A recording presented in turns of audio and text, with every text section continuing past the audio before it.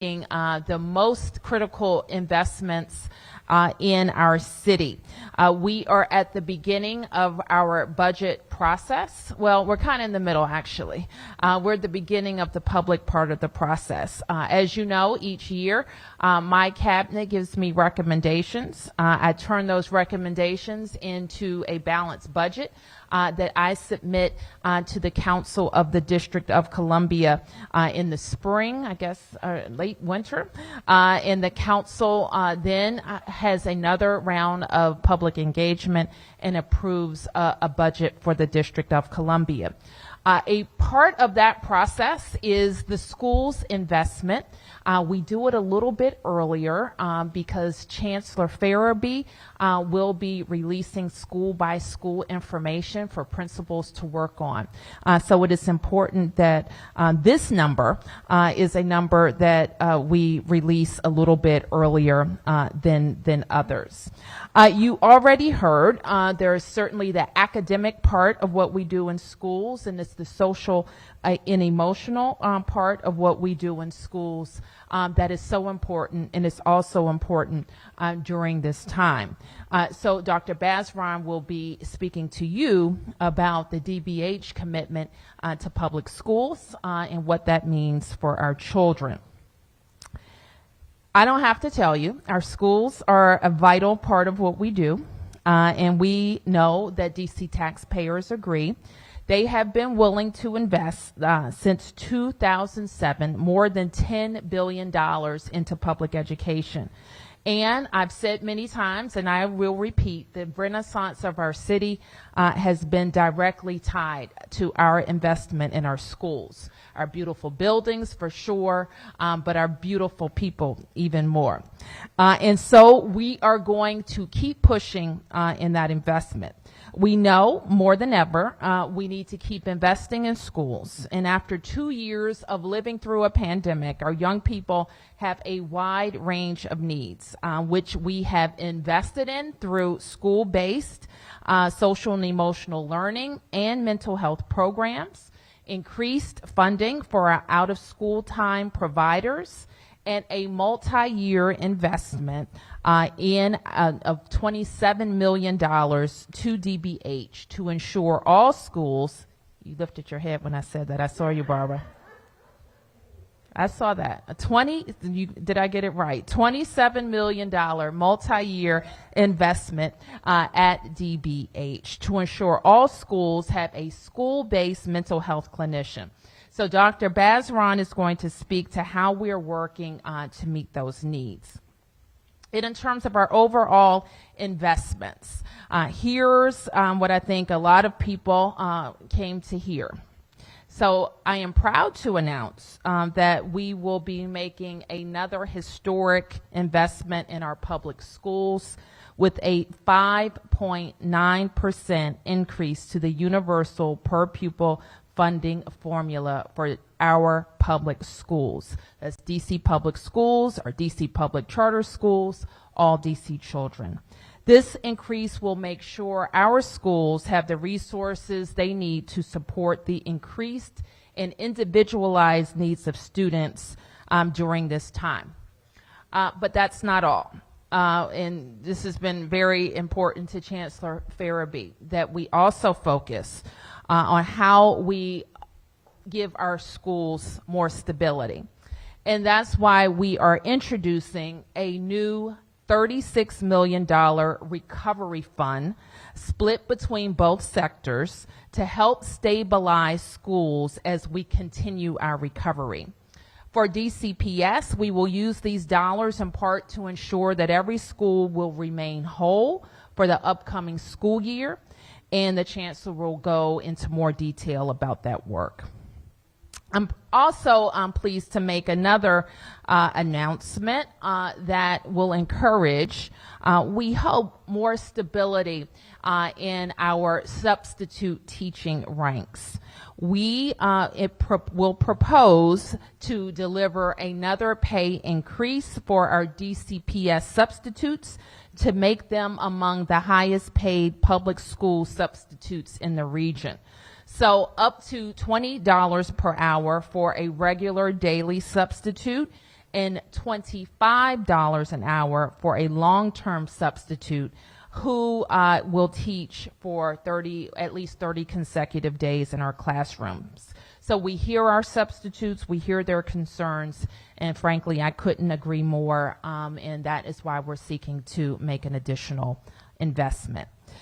So as we finish the school year strong, we'll have some updates about our summer programming next month. And I want to remind our elementary and middle school families that they have one more month to submit their lottery applications for next school year.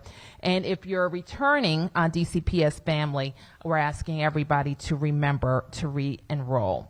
So with that, I want to turn over to Chancellor Louis Farabee, and he will be followed by Dr. Barbara Basron.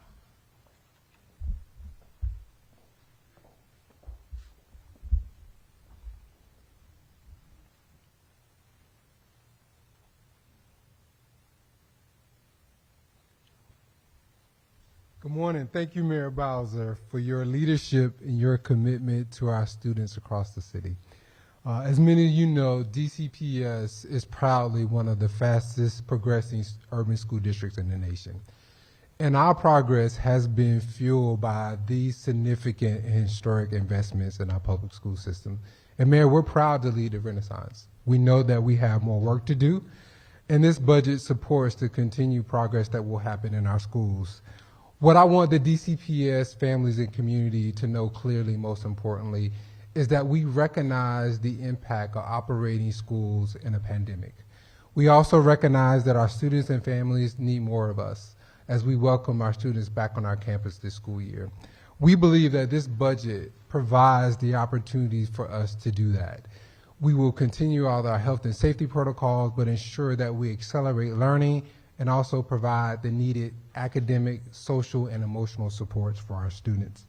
I also want our school communities to clearly understand what this budget allows us to do. We have within this budget, as Mayor Bowser described, a one-time allocation of funding to ensure stability in our schools year over year. And what that means for DCPS local school advisory teams, as you plan for your budgeting process this school year, you will begin with a budget that is no less than what was submitted to the council as a part of the mayor's budget last year. So that will be your starting point.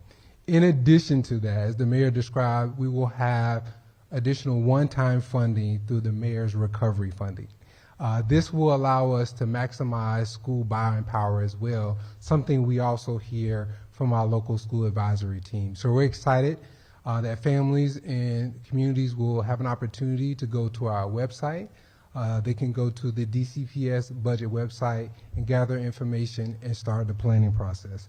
We will also share with our school leaders the timeline in which local school advisory teams will submit their budgets. This, again, will be their initial budgets, and then once those budgets are finalized, will be a part of the mayor's submission to council. We also are embedded in this process an updated model that represents significant feedback from our school communities in an effort to ensure that we're more transparent, our budget is easier to follow, and we continue to uplift our principles of equity and stability. And you will see that represented in our budget. And there's three factors that are considered as schools will receive their budgets to ensure that regardless of the school type, the enrollment, that they have the appropriate resources to meet student and family need. And those three factors are: one, we consider enrollment. And then we have what we call our targeted supports. Those are resources that we know are critical for those students who need more from us at this time. And then finally, stability, ensuring that year over year, especially in a time we know that our school communities need more of us, there's stability with personnel and non-personnel resources. So we're excited about where we are. We know that there's more to do. Our school leaders are working hard to ensure that this is a strong second semester this school year. We continue to uplift our health and safety protocols. And thanks to school leaders like Maria Takeva, across the district, we've stepped up and been able to deliver on significant resources, and we're planning to do so over the summer and going into next school year. This is a budget that puts us forward in a position where we can not only meet student need, but ensure that our schools have the stability they need year over year in resources. Now, speaking of resources, we also know, as we started this conversation, that there are mental health supports needed, and we have a phenomenal partnership with DBH.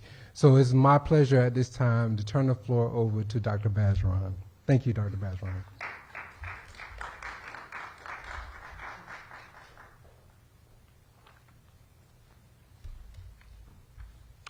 Thank you, Chancellor Farabee. I want to also thank Mayor Bowser for her commitment to ensuring that every student and family in DC public schools and public charter schools have the access to the mental health services they need. The DBH School-Based Behavioral Health Program offers mental health services to students and families to reduce behavioral health-related barriers to learning. Studies show that half of all lifetime mental health disorders start by the age of 14. And school-based services have proven to be an effective way to reach children, youth, and their families. DBH brings services directly to children and youth within the environment where they spend most of their time, the school. Good mental health is essential to a child's development and ability to succeed in life, now and later, to do well in school or on a job, have good relations with their families, and get along in the community. Mayor Bowser has invested $27 million in school-based behavioral health service, fulfilling her commitment to make a clinician available to every child in every school. DBH-supported clinicians coordinate services with the public school personnel that could include a behavioral health coordinator, social workers, and psychologists. Using the public health approach, 3 levels of service are available in schools. The first is prevention. All students receive these services. The goal is to create a positive school climate that reinforces positive behavior supports and supports resilience and recovery and reduces the stigma related to mental illness.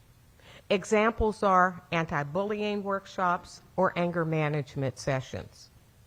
The second is intervention. These services and supports are for children and youth, estimated to be 10 to 15% of the school population who are at elevated risk for developing a mental health problem due to social or emotional challenges, behavioral symptoms, trauma, or emotional needs that may not yet be severe enough to meet the diagnostic criteria. And also, we provide treatment. These services are for students estimated to be 1 to 5% who meet diagnostic criteria for social emotional disturbances. Today, DBH supported clinicians are in 155 schools with the goal of expanding to all schools during school year 21-22. School-based services like the ones provided here at CHEC are part of the Department of Behavioral Health's comprehensive children's system of care that focuses on prevention, early intervention, and treatment. And there are an array of treatment practices that prove to be effective that improve a child's daily functioning here at school, at home, or in the community. Our goal is to prevent the onset of mental health issues and to identify children who are at risk of mental health and or substance use disorders earlier and connect them to appropriate services as soon as possible. School-based behavioral health services are an effective way to support children and families across the district, which is why Mayor Bowser has made the multi-year commitment to ensure these services are available in every public and public charter school.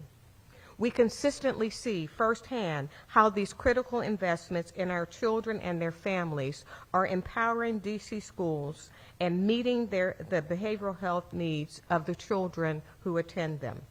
This support comes as a part of a broader commitment to invest in the behavioral health of all DC residents. Thank you.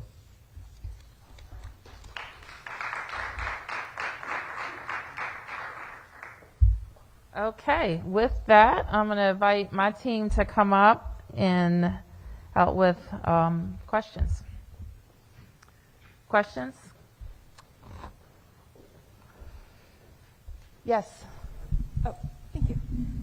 So what is the per pupil funding with the new investments? The actual number is Yeah, per student. What does that number turn out to be? The number per pupil. The question is per pupil. Per pupil? I don't believe we have the DCPS per pupil number.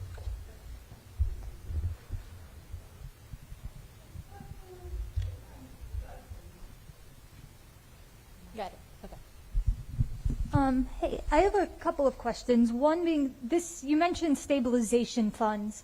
This is, at least the third or fourth year in a row that either through the mayor's office or through the council there has been stabilization funds. From what I imagine is lower enrollment, but also at the same time, each year we're adding new charter schools and adding new grade levels to charter schools. So my question is do you, Chancellor Farabee or Dr. Walker, do you believe that this is sustainable, and how many more years do you anticipate needing to add extra funds because there's, not enough students at schools to have a full comprehensive staffing model? That's a great question, and certainly we see this as an anomalous year in some ways, or a couple of years, given the impacts of the pandemic. So, Paul, do you want to just kind of address our thinking moving, and especially as it relates to the recovery fund? Yeah, thanks, Perry, for the question. Something we're watching very closely. And as you know, overall, in the first full year of the pandemic, we saw a slight decline in public school enrollment. This current school year, we actually saw that stabilize. So we didn't lose additional students. And as we look at applications, for example, into My School DC Lottery, we are now seeing a slight uptick. Where we lost students in general in the system, typically were in the very lower grades. So our pre-K student enrollment was down overall, and our elementary enrollment was down overall. These are areas that we anticipate as we move through the pandemic that we expect our public school population to tick back up and increase. So we actually are looking at the kind of historic investment we're making now as a stabilization investment to ensure the students who are in schools have exactly what they need in order to thrive and recover. And we anticipate that public school enrollment will continue to increase as we had seen in years prior to the pandemic. The need for stabilization funds? So in law, we have a stabilization law for DC public schools that says no school can receive less than 95% of their prior school year's budget. The challenge with thinking about this in terms of so-called stabilization is, as you know, things next year will cost more than they cost this year, which is why we have to think about what the cost will be next year. And the Chancellor alluded to this in his remarks. So again, overall, we believe with this budget, we are delivering to schools, district and charter, what they will need to continue their recovery. And the mayor has included this recovery fund, which is a dramatic additional round of funding to actually ensure that as we need health and safety protocols, as we need additional supports for learning, and those kinds of things, schools will have that as well. This is all done on the assumption that as a city, we are recovering. And as a city, our population will come back, and we will see growth in our public school population again, as we'd seen in the decade coming up to the pandemic. Other questions? Yes. Hi, Mayor. Could you talk a bit about what made this funding increase possible? Sort of trying to get a sense of, during the pandemic, we've seen lots of infusion of federal monies and other funding, sources that city governments have gotten. Has that helped at all to make possible an increase like this? I'm just trying to get a sense of. Well, certainly federal infusion of dollars has helped the public education with ESSER grants. We've had federal funding that has allowed us to support our health and safety protocols. So throughout the pandemic, that has certainly been helpful. But what is allowing us to make this type of investment? Who are our DC taxpayers, and also the very careful way that we have managed our government and our expenditures. So we're making a very significant investment locally. Anything to add to that one? You want to add? Okay. Chancellor Farabee, with these additional investments, can you guarantee that schools won't have to lose staff if, for example, the cost of like paying them goes up? Will you be able to keep staffing levels and positions the same? Great question. I'm glad you asked that question because year over year, there's always this question of will we have the same resources and staff? The answer is typically not, and the reason being is our local schools advisory teams and our school leaders make adjustments. They make adjustments based on the needs in their school community, and they're responsive. What we are addressing, more importantly, though, is this idea that you alluded to that there are inflationary increases to personnel costs, and there are inflationary increases to non-personnel costs. And so what the Mayor's Recovery Fund allows schools to do is have additional resources to maximize their buying power. So think of this budget in two ways. One, with stability, ensuring that you have the resources that were a part of your budget that was submitted last year. In addition to that, the recovery dollars that the mayor has also provided to help maximize school buying power. Yes. Yeah, Chancellor Farabee, last year at this equivalent announcement last February, you announced that you guys were going to be putting big investments into ensuring that I think it was 10% of students would receive close to one-on-one or small group tutoring, and a third of students would receive tutoring. Has that happened? Have 10% of students received that small group tutoring and 30? Yeah, has that happened? Yes, thank you, Perry, for that question. So the acceleration efforts that you described have been underway this school year. We know that that will be an ongoing and fluid process. That 10% of student population will change throughout the year as student needs change.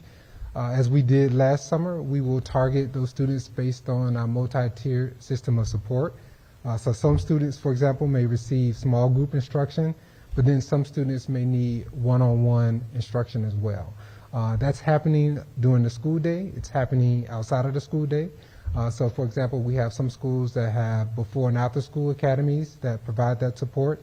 And then we also have a number of schools that are also doing that on Saturday. We'll invite students who need that over the summer. And then we're asking schools now to submit their plans for acceleration going into the 22-23 school year, in addition to the budgeting process that has been described today. Have you spent that full $30 million towards tutorings? Like, have you So been able to hire some more? schools have spent more than others, which is why we're asking schools to share back with us what their plans are. The number of students who need that level of support does vary by school.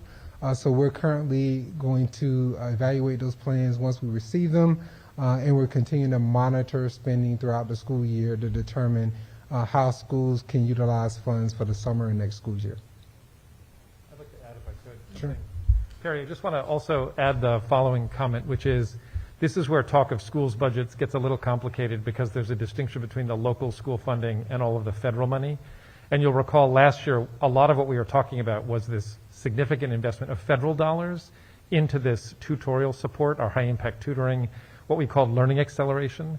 So again, this summer, and we'll talk more about this later, we've got over 4,000 students coming to SYEP Earn and Learn programs to get that kind of academic support. We're re-standing up our DPR boost camps. We're investing money in students in charter schools as well as DCPS through this federal recovery dollars, because we understand that this is a time when we have to find students where they are and deliver services that they need on academic recovery. So we're doing that through the federal dollars, not just through the local dollars that the chancellor's talking about.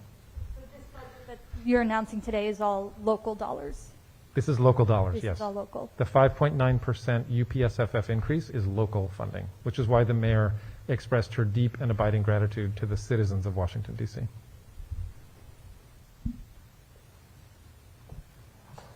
Anything else? Yes, sir. I am a local school advisory team chairperson, Okay. so your message has great significance for me, and I'm here at Czech, so we're thankful that you chose Czech Thank you. as the place to unveil the school budget. The chancellor knows me well, the deputy mayor knows me well. Good. We've had close conversations. my fundamental question. We had 59 students additional, so we were one of the schools that already saw the enrollment surge. Good. We only got enough money for one teacher. That's not good, Mr. Chancellor. One teacher for 59 Have they gotten their budget? Okay, so Okay. I'll let the chancellor talk. We're not going to talk about the specifics of each budget of all the 100 and some schools, but I can the appreciate chancellor will.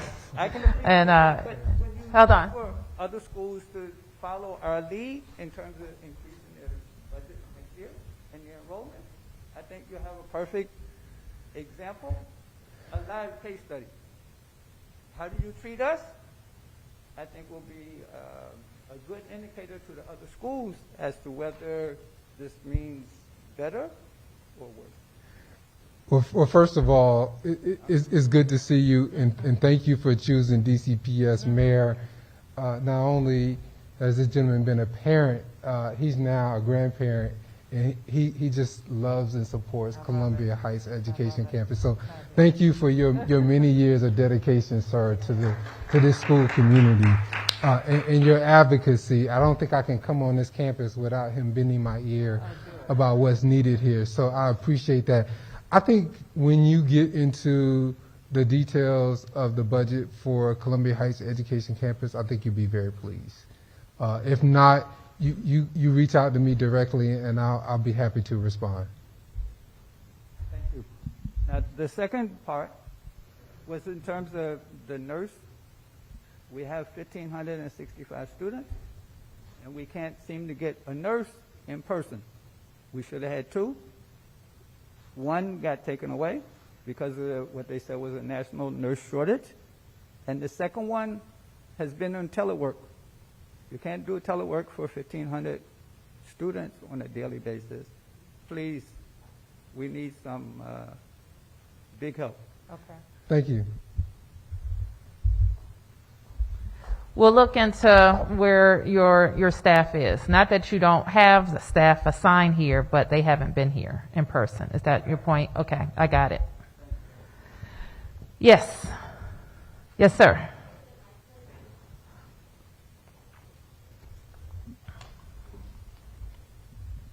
Thank you. I was hoping to get some clarification on the mental health funding. Mm-hmm.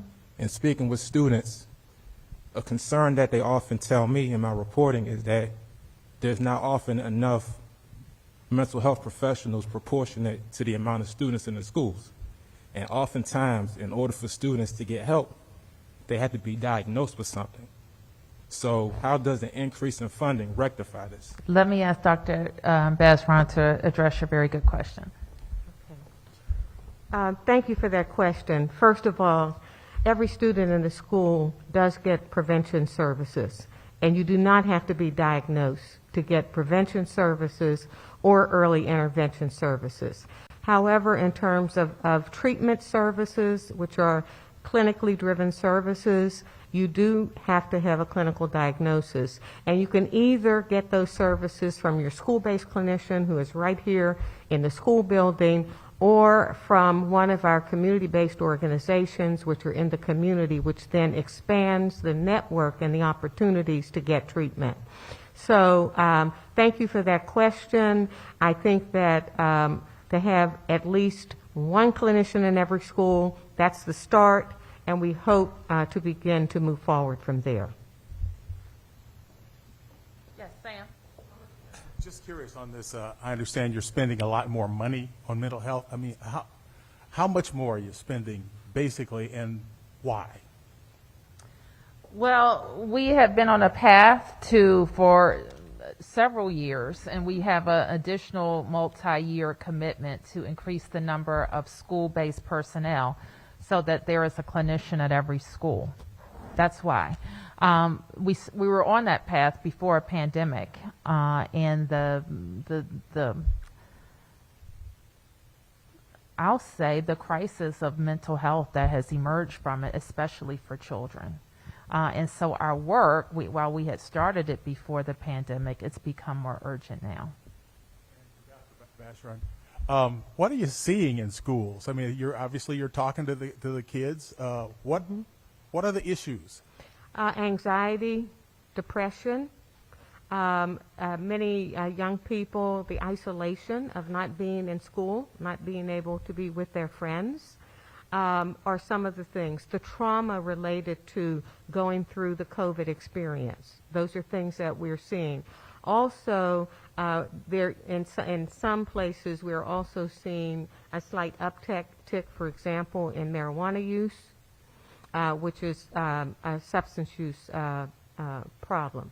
So what we see is our young people are being affected, just like you and I, and most people who've lived through the pandemic are being affected.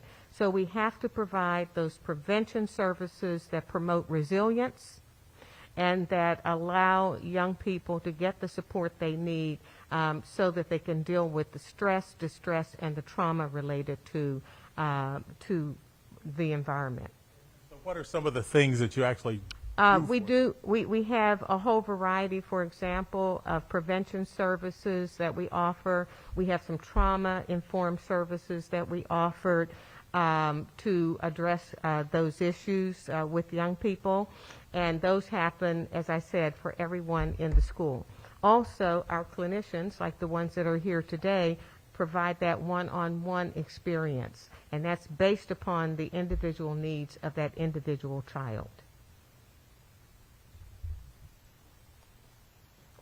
Okay, we'll take another round. Mark, you haven't had a Couple chance quick to... budget follow-ups. One on the nurses. How many schools don't have a full-time in-person nurse right now? They should all have a full in-person nurse, so I want to... I guess we're hearing here they don't, right? Well, that's what I'm going to ask about. They should all have a full in-person nurse. Plus, they have other allied health professionals that have been assigned to them to support in their health and safety protocols related to COVID. And then could I circle back to the substitute teachers? Sure. That you put in the budget. They're planning a rally this afternoon outside of your office. What does this do? What can you do in the short term? I guess if this is in your budget that's going forward for this pay increase, what can you do to address their issues in the short term in this school year? I think, we're already, Chancellor's going to clarify something I said wrongly. Thank you, Mark. So I want to clarify that this budget allows us to take a salary increase for our hourly rate for substitutes, short-term and long-term, into fiscal 23 for next school year. But we have decided that implementation will take place actually beginning this school year. So effective this school year, substitutes will be receiving that additional increase in compensation. And this, again, is the mayor outlined, our second increase in substitute compensation this school year. So when exactly this year would that take place? I believe it will take place the next pay period that the substitutes are providing that service, but we will communicate that directly to them. And then while I have you, a school but not budget related, can you update us on how the pre-K weekly testing for COVID and re-entry has been going? How many students are complying with this and how many are not coming back to school? Yeah, the headline, Mark, is the majority of our families have been extremely supportive, and we're grateful when we send our test kits home on Friday that we have strong participation in our weekly testing protocol. So, for example, at 6 a.m. this morning, we had over 3,700 uploads into our database, and we had unconfirmed 17 potential positives that we will continue to evaluate. And we get a number of the uploads in the morning, and we do have some families that bring their children to school and need to get a test on site, but we haven't had a need to turn families away. And then 3,700 out of what's the universe there? The universe is about 4,000. Okay, I appreciate it. And Mayor Bowser, could I ask you one off-topic question? Mm-hmm. Kim Ford, have you been briefed on her resignation from Martha's Table? My question, your reaction to her allegations and her leaving, but also your comfort level now. Martha's Table manages a lot of DC-funded programs. We were just over there the other day announcing something for moms and families. So your comfort level in them going forward, and then your reaction to her resignation. Well, I didn't know about it in advance, so I was surprised by it. I've had the occasion to talk to her one-on-one fairly recently, so I didn't anticipate that she would be leaving. Martha's Table, of course, is a venerated organization in the district. They do important work. Their recent move to Ward 8 has been transformative for their work, I believe, and I know that Kim was a big part of that successful transition. So I will be looking forward to the board talking to us about how they move forward with the district. I expect that they will move forward with the district and the very important programs that we've put in place continue to thrive. Yes. Yes, sir. This is a mental health question once again, and Okay. it's connected to public safety. Yep. Given the conversation around youth carjackings and things of that nature, what's the potential for more interagency collaboration, to sort of prevent the problem? Just given the conversation a couple weeks ago about being more punitive and holding youth more accountable, how does the mental health situation fall into preventing and taking into account the external factors that lead to youth committing crimes? Well, certainly every part of our system needs to be working. And part of my remarks, if you remember, was that everybody has to step up and do more in the space or in their lane. If it's mental health and mental health providers, you just heard one example of something that drives me crazy. Like, we put resources in place and they're not there in person. All right, I just heard that about this school. So imagine what we are doing across our system, whether it's supervising agencies, court social services, DYRS, pathways, you name it. We need to all be stepping up and showing up in person to provide these services. And that includes school. That's why we have been so dogged about making sure we're working with our teaching staff, our school leaders, our parents, our health and safety professionals, to make sure kids could be in school full time all the time. So when we're talking about some of these young people who are committing these carjackings, they should be in school. At the time they're committing the carjacking, they should be in school. And so we need every part of our system to work, to step up, just like Principal Takeva and all the professionals here in person providing services. The other thing I said is, when we have young people who are committing crimes, using guns, that we have to also show them love through how it is to act in society peacefully. And we have a lot of services to help rehabilitate children who haven't been able to follow the law too. So accountability is important. What are you talking about? What do you mean? Well, to show them how to act peacefully. I mean, what? This is what I mean, Sam. If a child is arrested and proven that they have committed a carjacking with a gun, we need that child to be in a situation where they can rehabilitate. We have one, New Beginnings, you know it. They can go to school, they can have all the mental health supports, they can be out of community while they work on the issues that got them there. We have other programs too, and the judge may decide that they shouldn't be in a secure setting at New Beginnings, but maybe they should be in some other environment. But if they are, then services have to be provided and they have to be held accountable to whatever plan that they are on. There were only 24 kids in New Beginnings, and in some cases when you had these carjackings and arrests, that the Attorney General's office recommended holding them, but they were let go. Some cases recommended holding, some cases not. So the question, I guess, is you're saying this, but is there any indication that it's going to happen? Because It's up to us. It's up to all of us Just like you ask me tough questions about the decisions that I make, we have to extend that tough questioning and accountability to every part of the system. Everybody has to step up in their lane and do as much as they can to make sure we're dealing with children who obviously need a lot of help. I know they are. Judges live in our communities, prosecutors live in our communities, mental health professionals, nurses. Everybody wants to be safe. And everybody wants to help kids. Nobody is saying we're throwing kids away. I don't believe in throwing anybody away. But what I am saying, if you're demonstrating that you're in so much trouble that you would put a gun in somebody's face to steal their car, we need to get to you before you really ruin your life and hurt someone. Yep. Okay. Thank you. Hello, I'll take it. You got it? Okay. Hello, my name is Christopher Stewart. I am the librarian here at Columbia Heights Education Campus. Welcome, everyone. Thank to you. this Thank space. you for hosting us. Thank you. So this is what a full-time certified librarian looks like as far as in this space, in this beautiful space where we also have a peace, love, and meditation room.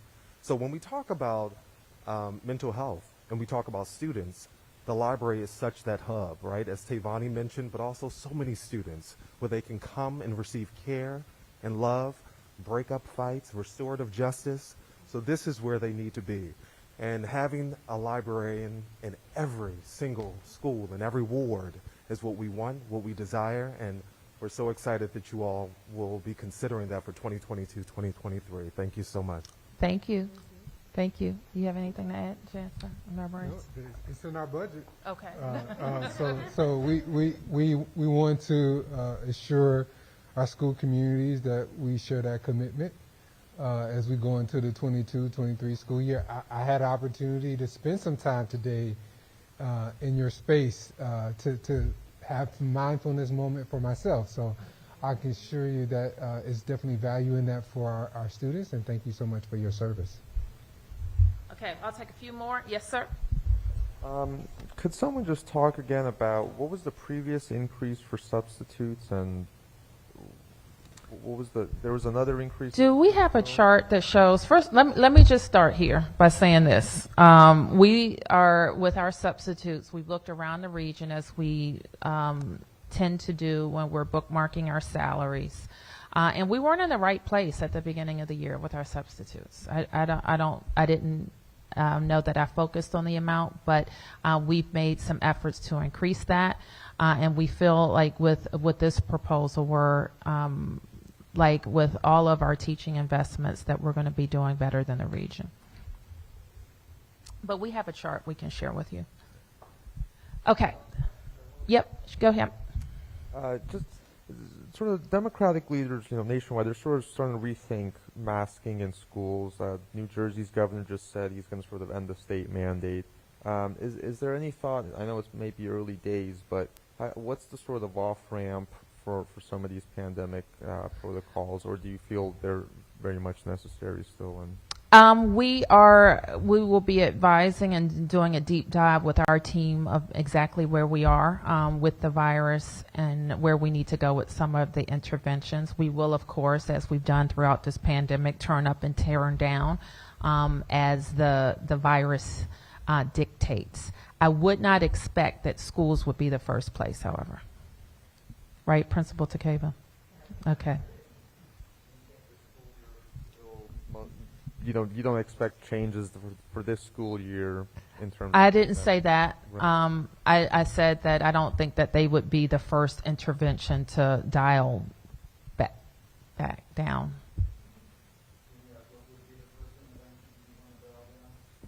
Well, we're going to be coming out of the public health emergency. That will probably be the first thing. I can't say anything more right now, Mark. Right now, I think it ends on the 18th.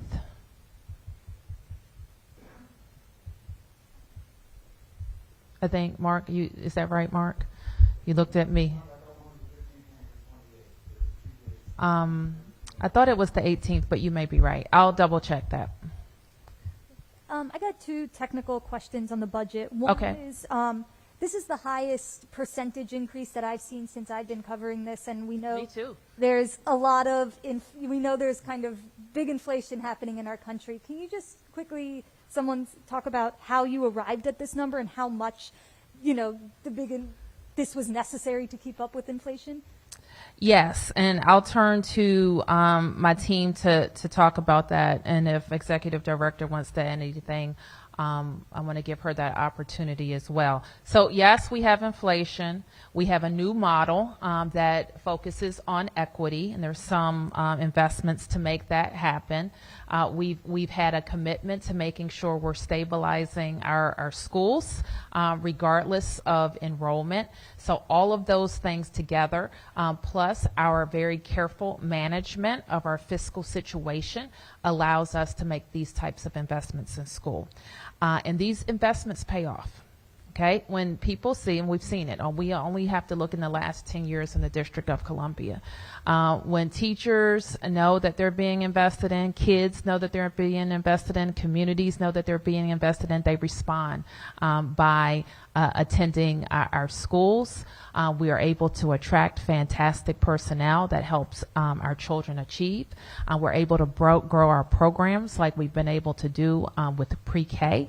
And so all of those things are important to the future of our city. So this is the type of investment that a mayor and everybody wants to make because it pays off. One technical note, if I may. Yeah. I just have one very brief technical note to make, which is the 5.9% increase to the uniform per student funding formula, which goes to DCPS and all public charter schools, is not the same thing as what everyone's going to see as a percent increase in their budget, because this is the complicated algebra of public school funding. What we're talking about is the increase to the foundation weight, and then there's lots of money that gets multiplied on top of that. So if you are a student that requires special services, there's more money. If you are an English language learner, there's more. If you are designated as at risk, there's more. And so the overall increases to DCPS's budget actually far exceeds 5.9%, and the same is true for all the public charter schools. In the weights yet, right? Currently, we're not proposing changes in the weights. We are setting the foundation level as we always do, and then we'll see that carry through the overall formula to much larger increases to the overall budgets. And I know financially, right, as you've laid out, you can hire a new mental health worker, DBH worker for every school. Do you think practically, realistically, are there enough people that are going to apply? We know that a lot of the investments that you've made, whether it be COVID directors, whether it be tutors, from what I understand, there just hasn't been the staff to hire them, even if there has been the funding. Yes, we're doing a number of things to try to enhance our ability to get the appropriate clinicians per school. I think that everybody knows that around the country there really are not sufficient numbers of LICSWs to serve in various capacities. Within school-based behavioral health, one of the things we've done to increase our ability to get clinicians is we have put supervisors and paid for supervisors out of our budget with LICSWs, the W licensure, who can then actually supervise LGs, which are learning graduates who are master's level clinicians who are coming in, who still need to gather the hours required to be LICSWs. We are also working very closely in terms of getting more people in our pipeline through our internship programs and so forth. And so I think we are doing a lot of the same things that people around the country are doing. But our hope is that we will have sufficient people to meet our needs through some of the innovations that we've put in place.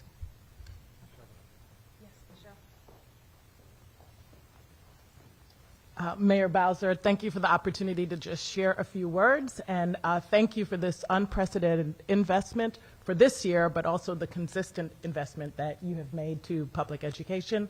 In terms of your question around the increase to the formula, I know that that will be welcomed by our charter schools. As you mentioned, there are increased costs.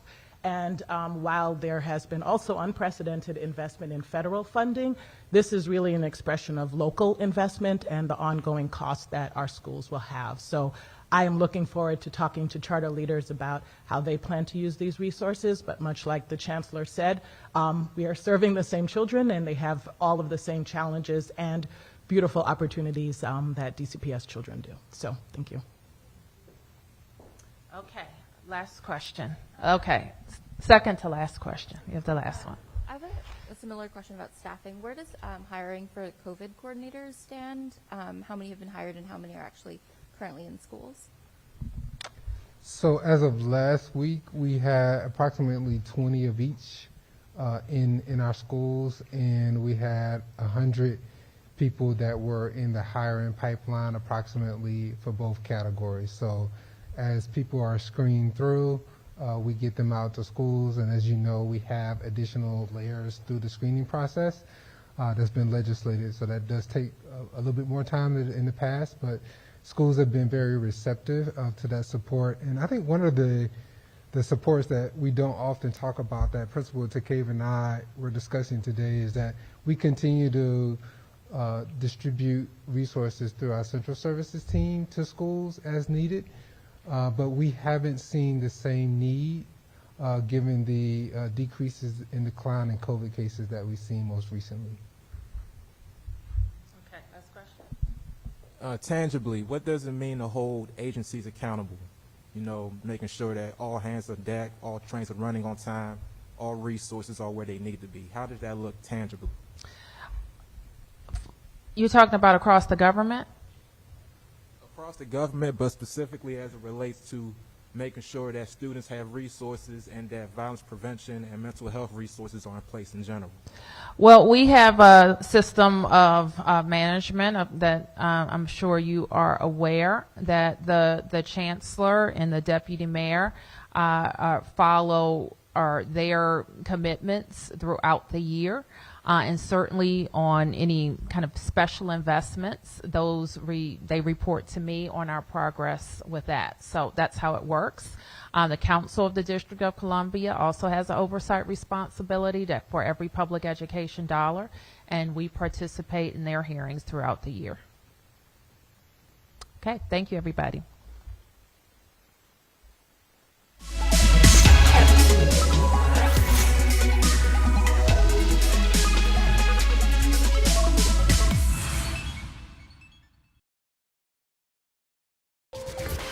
We now return to Already in Progress.